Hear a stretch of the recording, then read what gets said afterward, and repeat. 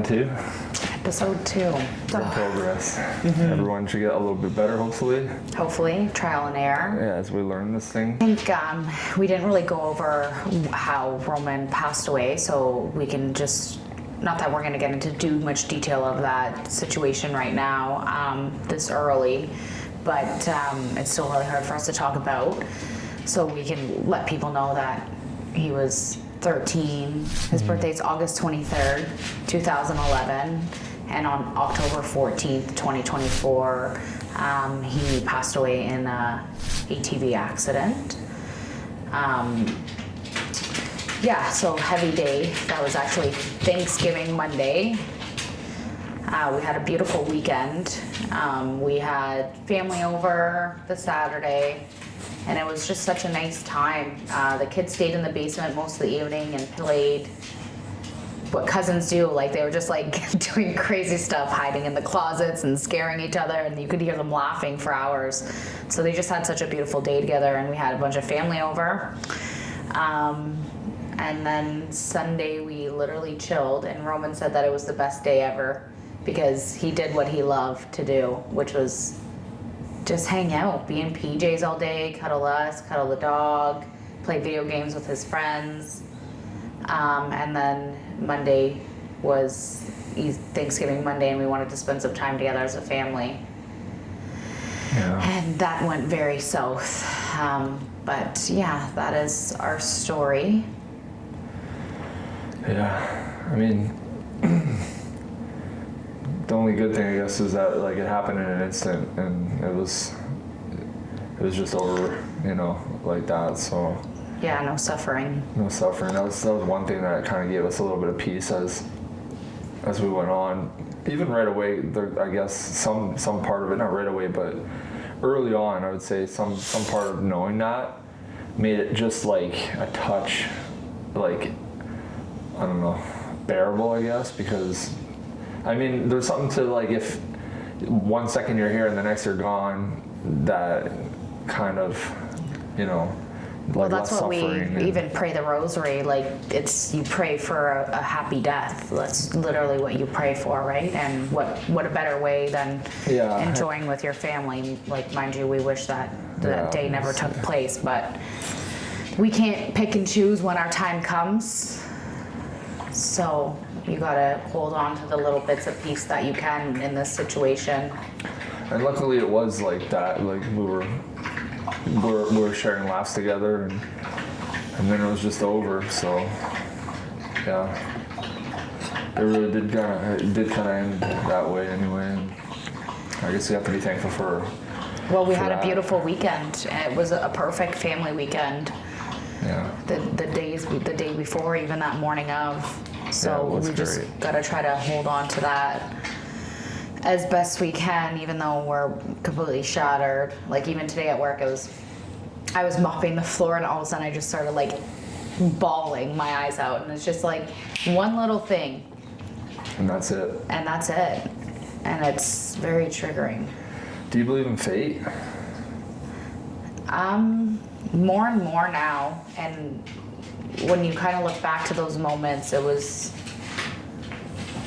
everything was different about that day for some reason. Where this took place, we have a cottage but we weren't going to our cottage. We actually drove a completely different way, which was even bizarre because it's almost like now we don't have to drive back that way, And for whatever reason that morning we drove a different way. And then there was Your parents were even in the area randomly? yeah, my parents were like 10 minutes away. And it's like an hour and a half away from their house. So Yeah, and they randomly just went for a drive, and they were able to come to the hospital with us. They met us at the hospital. I think that, God puts people in situations and like kind of I feel like this is divine planning, and God's kind of like, okay, this is going to happen because for whatever reason it's going to happen, but he's going to lead the path to, and like before and after.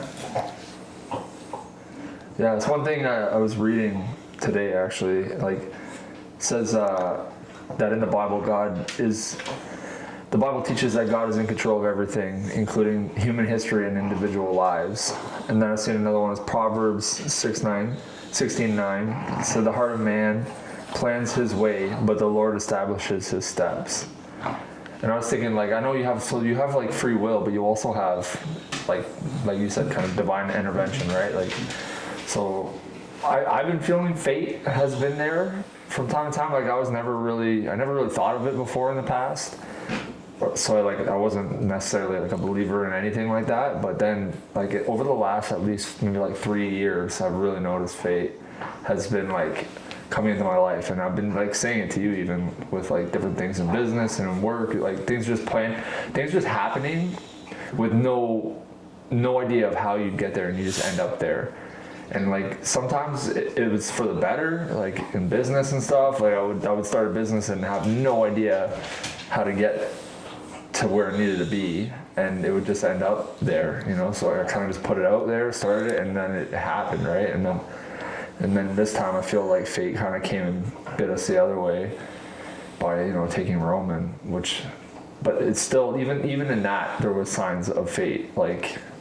Well, I believe like when it's your time, it's your time. Like I genuinely believe that, and the more and more that I'm doing afterlife research, like not just in the Bible but just in general, I'm tapping into everything, like near-death experiences and all these things, and like even people that have passed away for 5 minutes, 10 minutes, whatever the length may be, they're told it's not their time yet. So I mean, out of thousands and thousands of cases of studies like that, every single one of them said that they were told it's not their time, right? So it's like, obviously when it is your time, you go. Each one of them also said they never wanted to come back, which is actually nice to hear because they just felt pure bliss and happiness, right? So I feel like they're in a place of love, but I do believe in fate as well. Yeah. I mean, I think the thought of death, like as being a human being, is like a scary thing to think of, but I'm pretty sure like once it happens that like the fear is instantly gone, and you're in what's next, right? I heard you don't lose consciousness. It's kind of like you're like shoop, like there's no lights out here, lights on there. There's no like pause period from what like the studies I've been reading from all over things, but that you just jump into the next. Yeah, it kind of resonates with me too. Like I just feel like that's got to be how it is.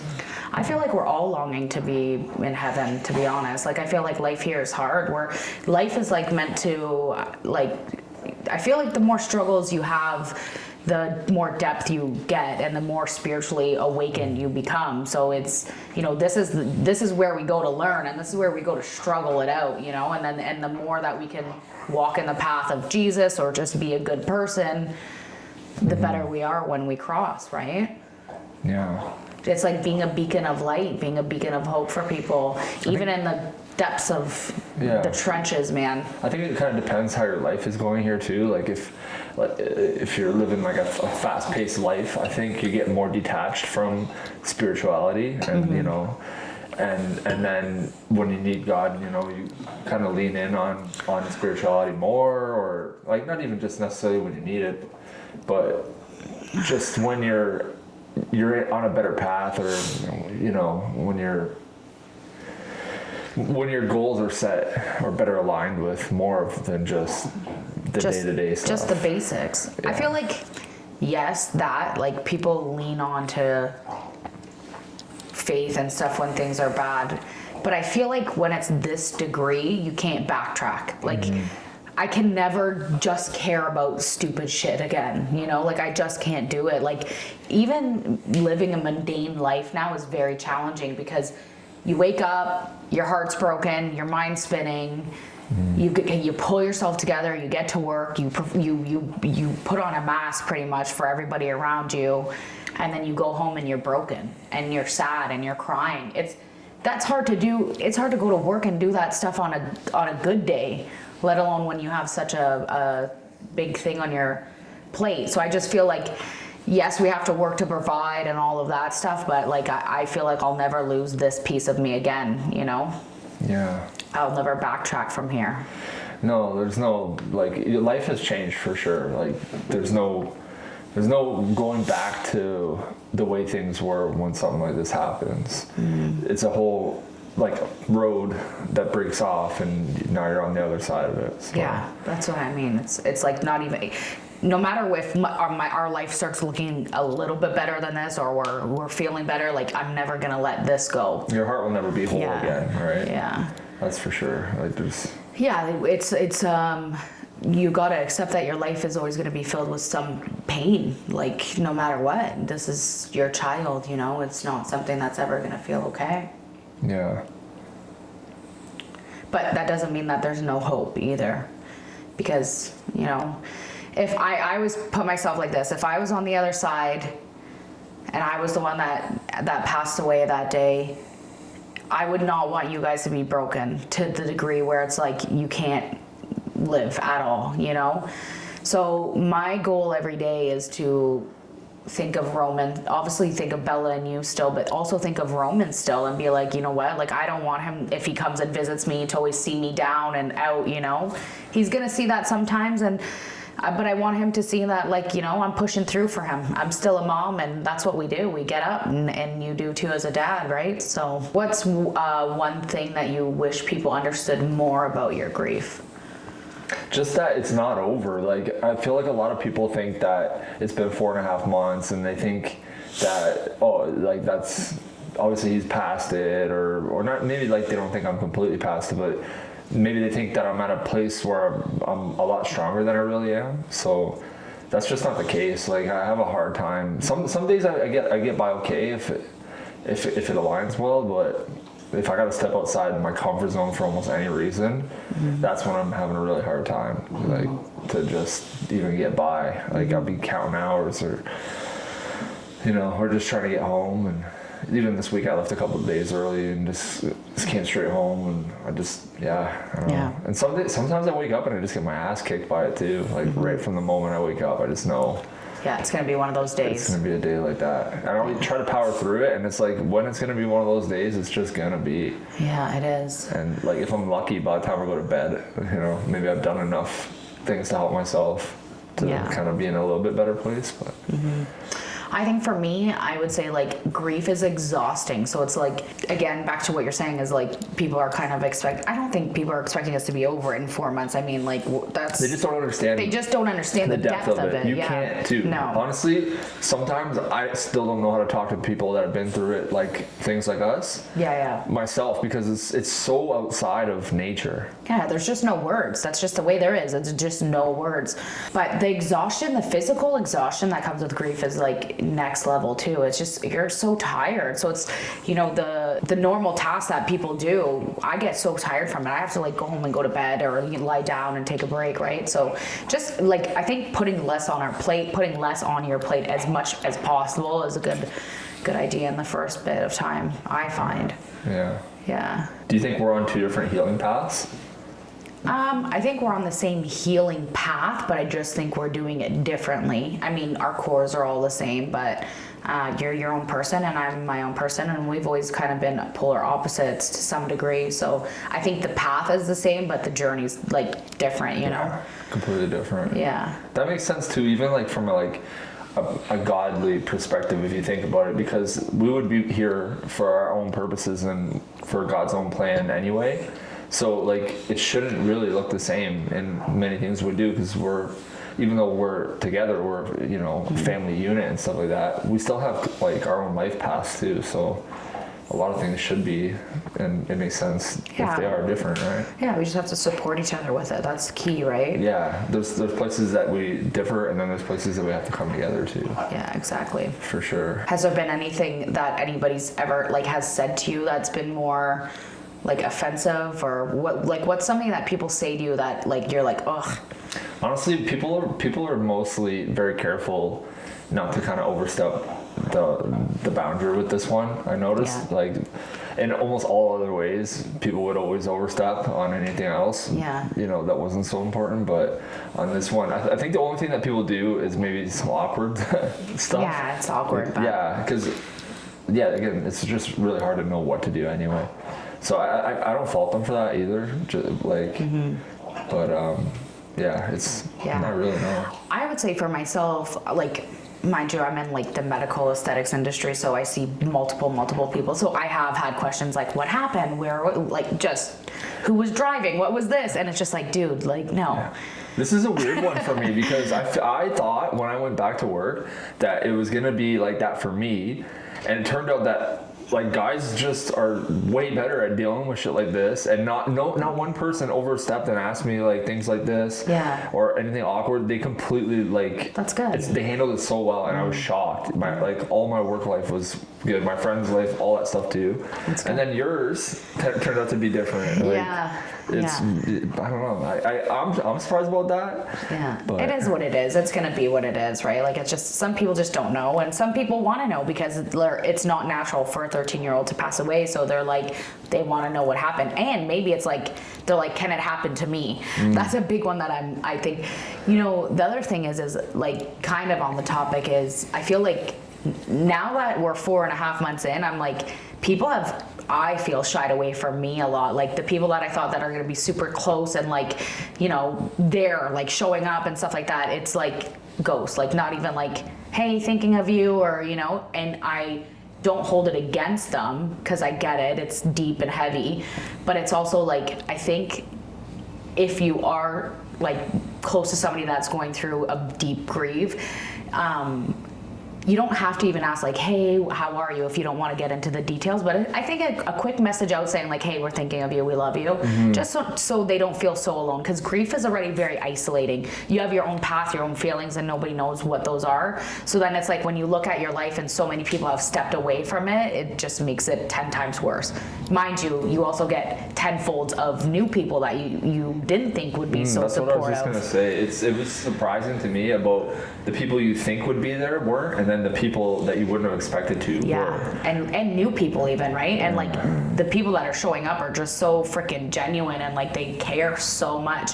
And I don't think that the other people don't care. I just think that they just don't know what to do. Yeah, there's a comfort aspect too. Like, everybody has a different comfort level, and this is tough. Like, it's very tough. Even at Roman's funeral, like, some people flat out just said like they weren't able to go because it was too much for them. But like, way after, obviously. But then some people forced themselves to go, I could tell. And then as they kind of approached us, because it was an open casket, like, they were like, the look of shock and all the things, and they had to some of them even told me while we were there, like, I can't look, you know, it's too much, and they just try to be a real quick support and then leave. Yeah, I know, it's heavy. It takes bravery. It took bravery to walk through those doors. It took bravery to show up at our house. It took bravery, so we thank you guys. And like, for those of you that are still like super close in our path, thank you very much. Yeah. And if you're being shy, you don't have to be. But sure. I appreciate everyone. It's just now we're evaluating a little bit more because our eyes are open, you know what I mean? And it's just like, I'm just taking bits and pieces and figuring out how we can help people. So like, talking about things like this maybe it will make people feel less alone that have that as well, right? Like, I genuinely think that it's not us, it's them. You know what I mean? Like, they don't know how to handle it. They don't know what to say, so they just veer away.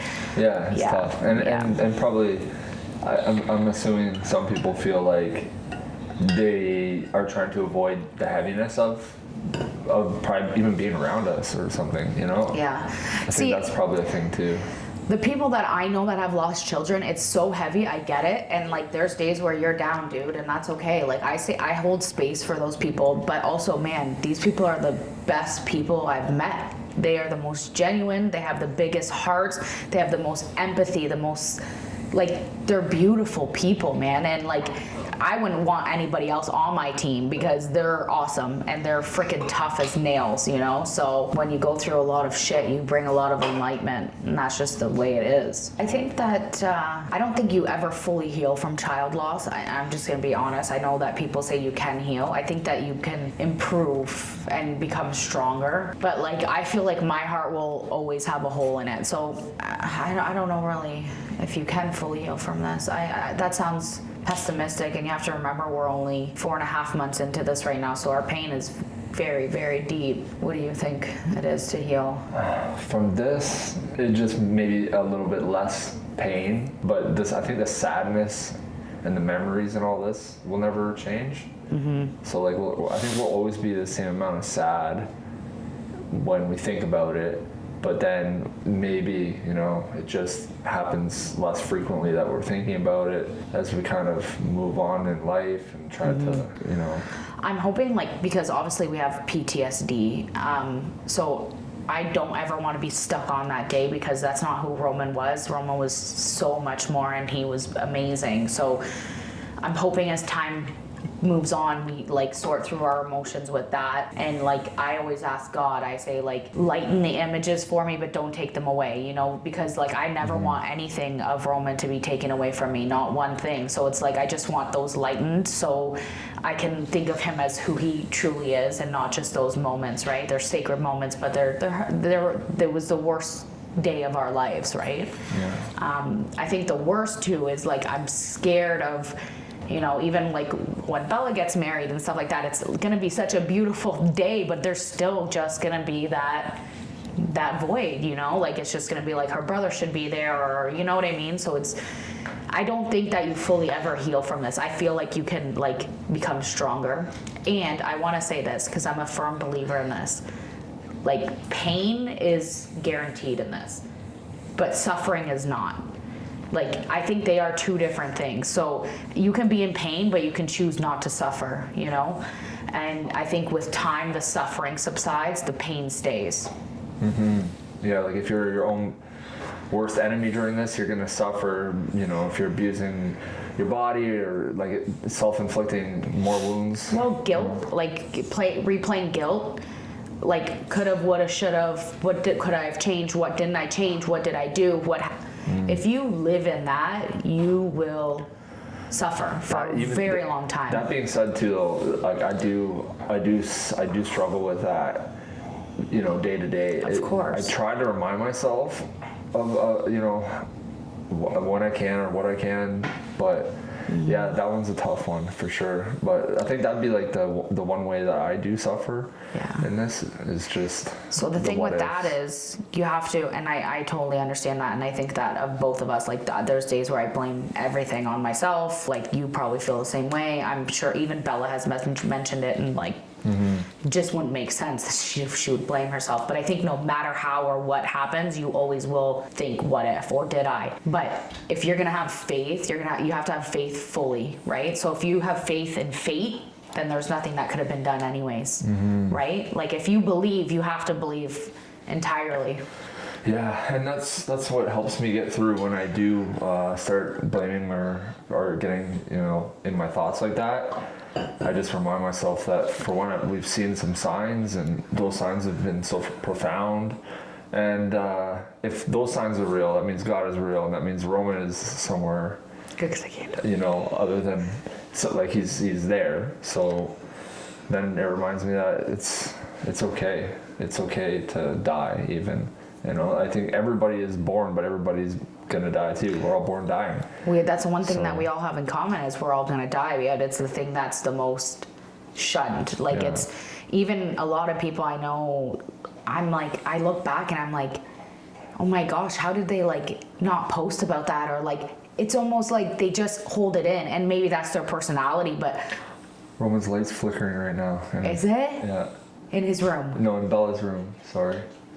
That closet light. So Bella had a light that never worked in her closet like for years and years. And now, like if you look over here, it just starts going. Is it? Yeah. From time to time. And that's weird because that candle over there, he always makes it flicker, and it was just flickering like crazy. So we're not crazy. Okay, well, people still might think we're crazy, but here's the one thing that we're gonna say. That light didn't work. Like even she tried to use it forever. 7 years it didn't work. 8 years, even longer. And then after he passed, like one day she went in there and it just turned on and it stayed on, and now it flickers and. Yeah, I know, and then it stopped working again. I was just in there. I turned it on and off. It wouldn't go. Well, how weird is it that we're having, you know, Yeah, because he's here. He wants to hear about it. He thinks this is cool.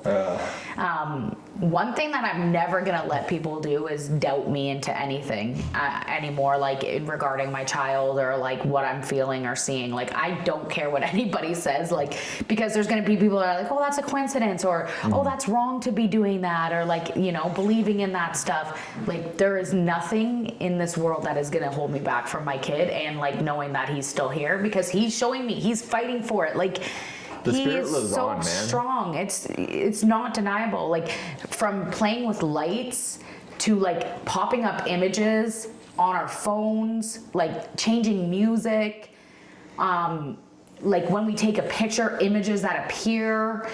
That rainbow was the most significant sign at the cemetery. We can talk about that. So we had a friend that was buried in the same cemetery as Roman, and we stopped at his grave first. And it was kind of like sunny, rainy, coldish. Was it his birthday? I think it was his birthday. Whose birthday? Our friend at the cemetery. Maybe. Anyways, we brought him flowers. So we stopped there. Oh, that's right. Yeah. And then we had to drive, and the way that it is, you drive down and around, and we come here, and Roman's in the middle over here, and we park the car, and this is the first time that Ryan and I have been alone at the cemetery without anybody else.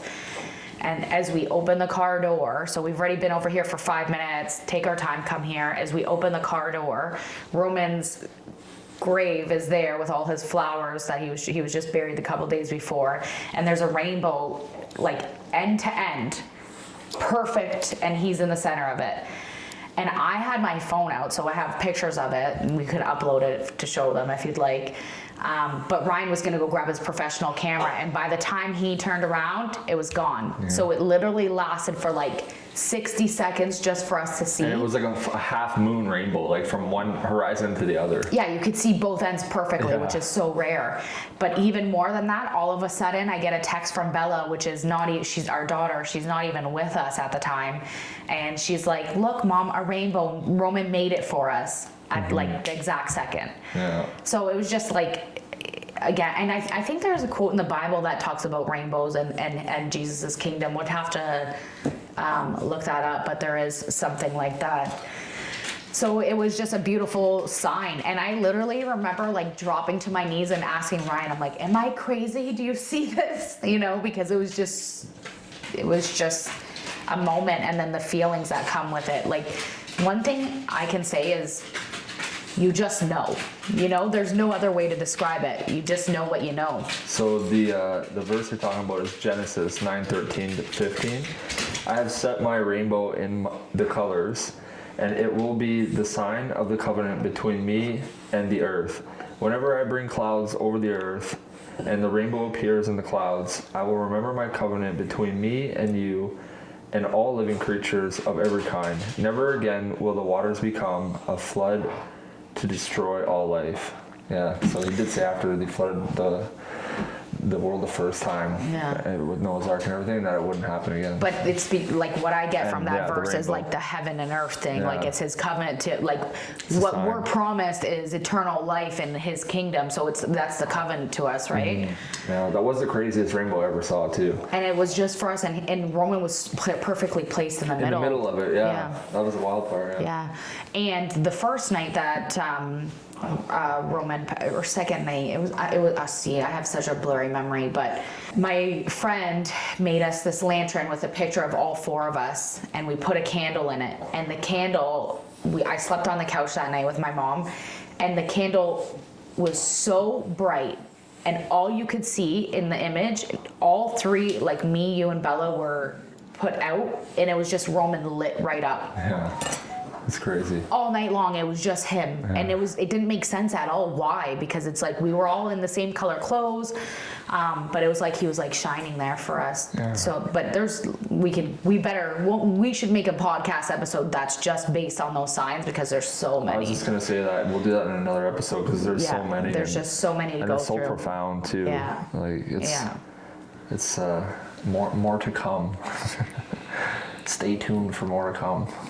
This was crazy to me. So the other day, I was talking about fate with you, and I was thinking, and I got on my Instagram, somebody on Instagram, they were talking about how what basically sums up each part of the Bible, like Isaiah, talks about, and when it came to Romans, the Romans part of the Bible, they talked about how it's like persevering through tribulations. Yeah. And I thought that was crazy because we named Roman, Roman, and we felt called to that name when we were having such a hard time choosing names. And it turns out that the very name we gave him in the Bible, it's about persevering through like life's hardest trials and tribulations. And that to me is another sign of fate. Just one of many that seem like to dawn on me as I think about things. So some parts of the Bible indicate that God has chosen people for certain purposes before they were even born. Ephesians 1:4-5. He chose us in him before the foundation of the world, that we should be holy and blameless before him. And Romans 9:16. So then it depends not on human will or exertion, but on God, who has mercy. This raises the question of predestination, but it doesn't remove human responsibility in responding to God. So that's what I mean. Like, you have your free will, but also a pre-designed plan from God, and it all plays together. So it's like, he already knows the path you're gonna walk, but it's on you to walk it. And you make your choices along the way freely. And maybe like, who knows, maybe there's a certain amount of ways it might go, but it all ends in the same way. Maybe that's kind of where like the free will and fate kind of combine. And I don't know, but I'm a big believer in it. From what I've seen, things that you can never, like, my faith is unshakable on is the fact that there's fate, and the fact that there's a heaven, and the fact that there's a God, and that you do have a spirit, and it does live on after death, because those things I have experienced myself now. That's right. I believe in 100%. that too.